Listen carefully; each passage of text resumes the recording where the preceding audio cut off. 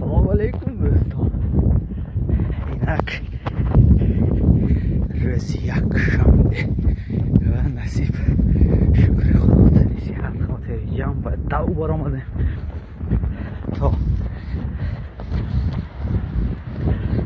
از تاریکی و روز گذشته طبیعت تا این هوای سرد که اندک به گرمی میگذرد